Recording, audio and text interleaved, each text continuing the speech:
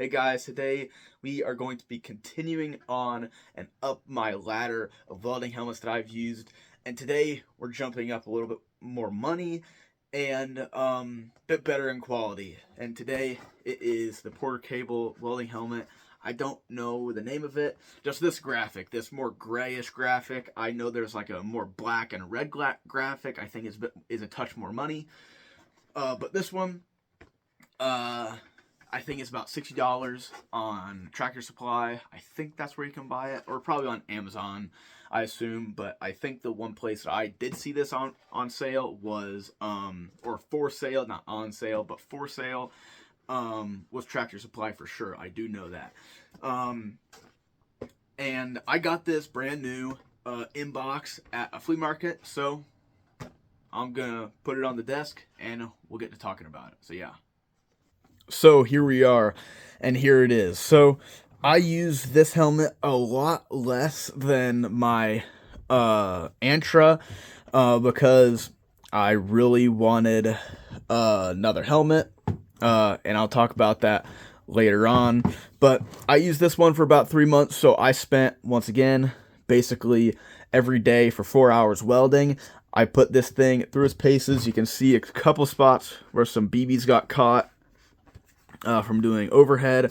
You can still see the flux caught in the dials and stuff. Over here you can see the dust and stuff. So I didn't just weld for this for like 3 days.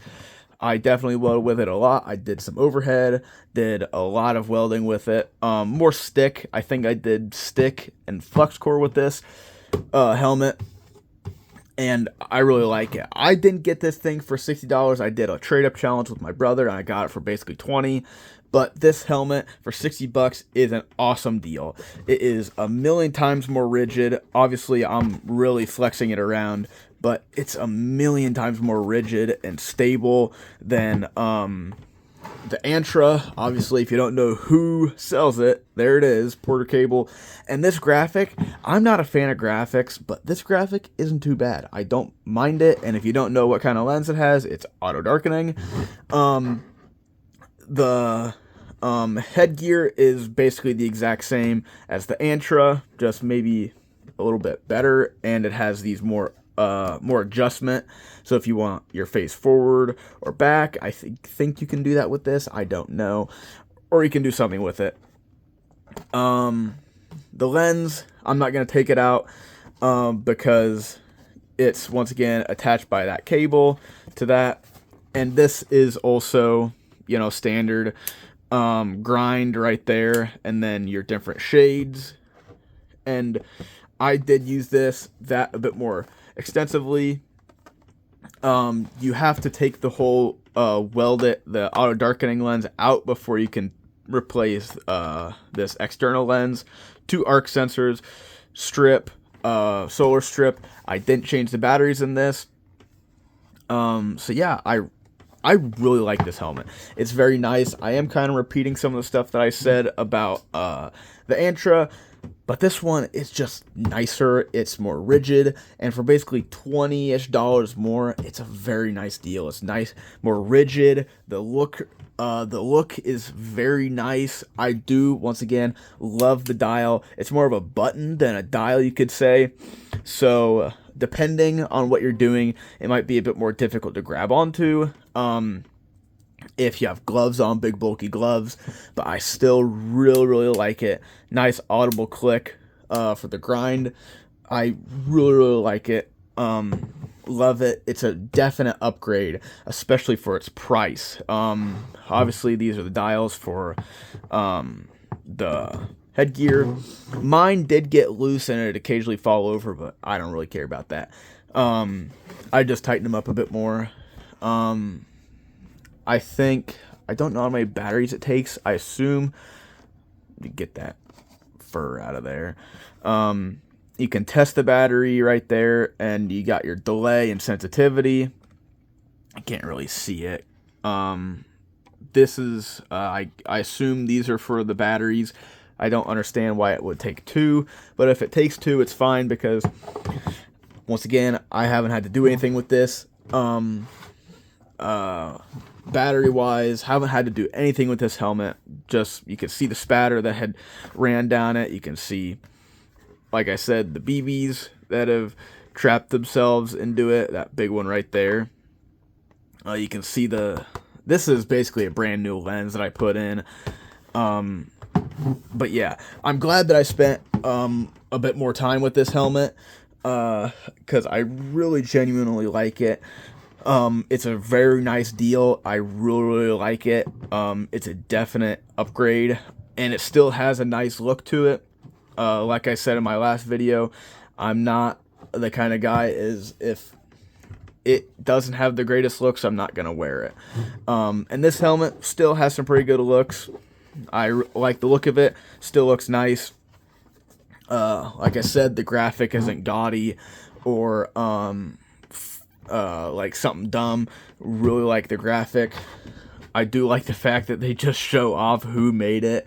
I do like that. But yeah, I still really like the helmet.